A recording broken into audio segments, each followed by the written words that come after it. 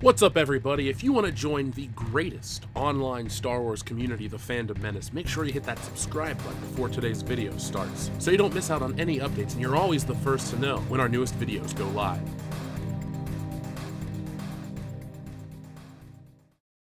The following is a world-class Bullshitters exclusive. What's in a lie?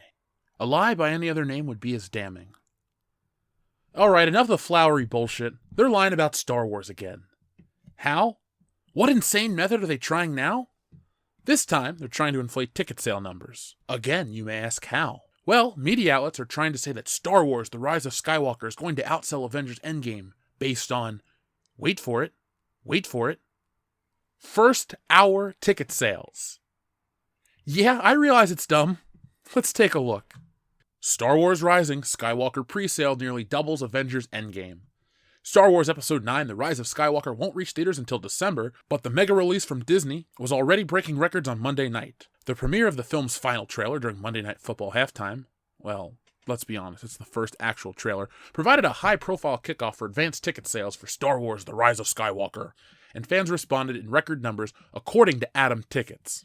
Atom Tickets reported a new first-hour sales record, with a Jedi ticket total that blew away the record set earlier this year by another Disney behemoth, Avengers Endgame. The superhero epic eventually became the highest-grossing film in Hollywood history, total unadjusted for inflation, but Skywalker just beat its brisk sales by a robust 45%. The film built as the final installment of the Skywalker's family screen saga, which began in 1977 when fans all over the world were introduced to a callow farm boy named Luke who dreamed of glory beyond his desolate planet. Atom's new tally for first-hour ticket sales performances is dominated by space knights and superheroes, with The Rise of Skywalker at number 1, Endgame at number 2, Infinity War at number 3, Last Jedi at number 4, and number 5, Rogue One. According to Atom's ticket sales fall movie survey, Star Wars The Rise of Skywalker is the most anticipated movie this fall. So, yeah. No.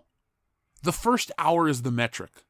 It looks like they'll print any headline to excite the unwashed masses. And I'm angry, but I'm not surprised. Deadline tried to pull this shit last year with Solo: A Star Wars Story by stating, Solo: A Star Wars Story advanced ticket sales already breaking records, besting Black Panther. After owning the first half of May with Avengers Infinity War, Disney will own the second half with Solo: A Star Wars Story. We reported yesterday that the Lucasfilm release is poised to make $170 million over the 4-day Memorial Day weekend. And now Fandango reports that Solo's advanced ticket sales in their first 24 hours have outstripped Black Panther's. Solo's first 24 hours of sales so far represented one of 2018's best first day of pre-sales for Fandango, second only to Avengers Infinity War, which went on sale March 16th. Last night, Atom Ticket Sales reported that Solo marked their second largest hour pre-sale after Infinity War. Atom Tickets, though started in 2014, has been selling tickets for roughly the past 2 years. It reports from its own survey that 86% of the ticket buyers plan to see Solo with family or friends. That's the fantasy. Now let's look at the reality. So what was the original speculation for the opening weekend? $170 million? Well, let's look at the reality. It opened to $84 million. A huge number, but still far, far from what they expected. Now if we look at the worldwide total, we have a whopping $392 million. Pretty awesome, but not for Star Wars. Plus with all the reshoots, the budget skyrocketed. Now let's compare that to Black Panther, where we see Black Panther made $1,346,000,000 and change. Yeah, so that first day of outstripping Black Panther ticket sales really did a lot for the overall box office. I mean, $1 billion. Solo made almost $1 billion less than Black Panther. But oh no, it outpaced it in the first day. That's all that matters. That's what we're dealing with right now. No matter the hype, they're always trying to build up these Disney films to unrealistic heights to make them seem untouchable. Well, they're not. They just neglect the failures. Is anyone reporting on Maleficent being the worst performing Disney film of the year, second only to Dumbo? No, but we get a dozen articles about Star Wars breaking records. History has shown that this was the case with Solo, the first failure in Star Wars history. So why should we treat this news any differently? Why should we just roll over and accept The Rise of Skywalker will make $1 gajillion? Only recently we've heard allegations of Disney falsifying numbers or buying tickets to theaters to inflate their own numbers. It's kind of a bad time. Speaking of numbers, remember, Star Wars has been on the decline essentially the entire time since The Force Awakens was released. We're also living in an era where the brand has little to no retail visibility. That wasn't the case back in the day. So this is all just hype, all garbage, all lies. It's just spin. It's just another way to hype up a movie that has very little hype. If these ticket sales are so record-breaking, then tickets shouldn't be available, right? Well, That's not the case. Over on IGN, they had their daily question poll. Did you get tickets for Star Wars The Rise of Skywalker? 44.4% said not yet, 34.1% said not planning to see it, 19.7% said yes, and 1.8% said they were sold out. So, if this is a record-breaking movie, shouldn't it be sold out all across the country? Well, that's not the case.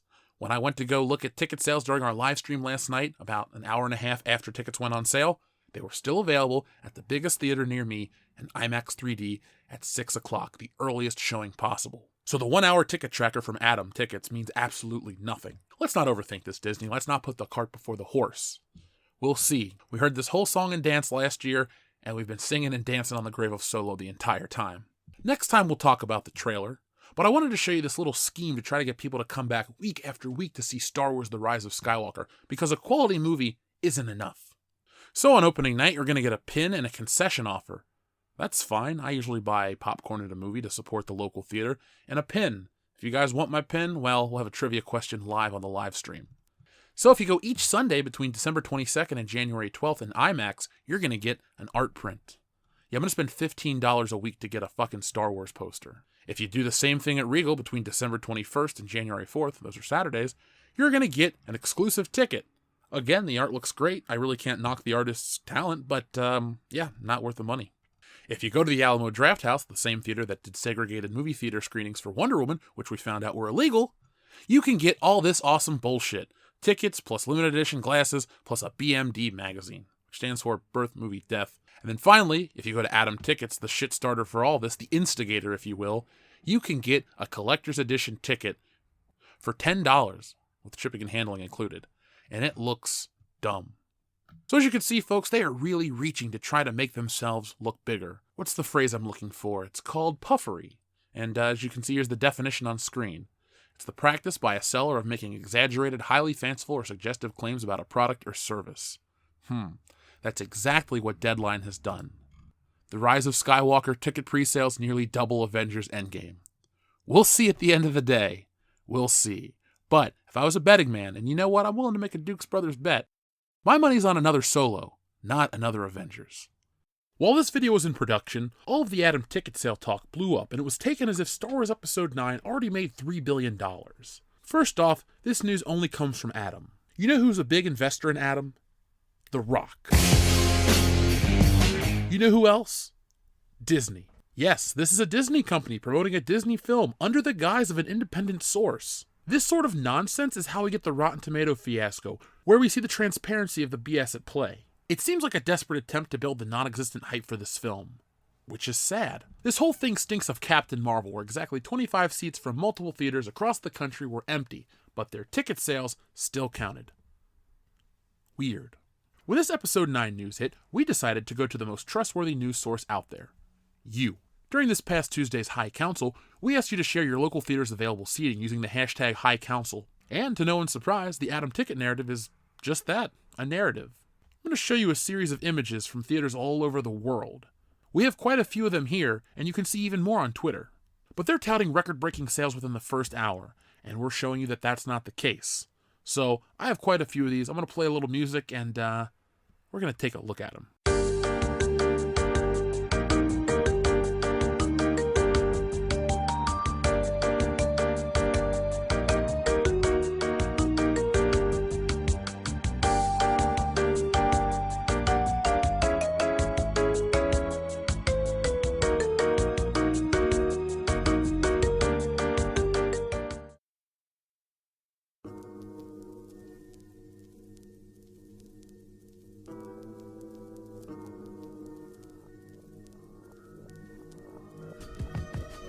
So that's it for today, folks. Tell me what you think about this situation. Are you mad? Are you surprised? Can you believe that they're doing it again? Last year we had all this spin about The Last Jedi. It was a small vocal minority, an alt-right group, this, that, and the other. All these things to try to deflect criticism. Then with Solo, it was the fault of white dudes. It was China. It was this. It was that. Conveniently, they're trying to go back to China, which makes me laugh. But history repeats itself with Star Wars.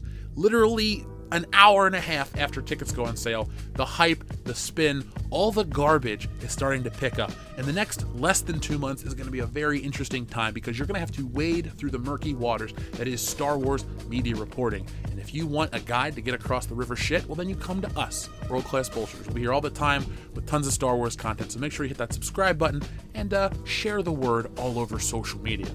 If you enjoyed this video, again, hit that thumbs up, and check out our other videos. We're going to have a little title card pop up on the screen. I'm going to leave you with one final question for today. Is there anything they can do with this film, Star Wars Episode 9, The Rise of Skywalker, to save the franchise? My answer is no, but I'd like to hear what yours is down below in the comments section. So that's it for me for today, folks. I'm going to head out. If you want more of us, check us out on Patreon, patreon.com/worldclassbs. We got thousands of hours of content at this point, so if you like what we do, well, you'll never run out of shit to listen to over there. So, I'm going to go, but until next time, folks, go out into the world and be excellent to each other.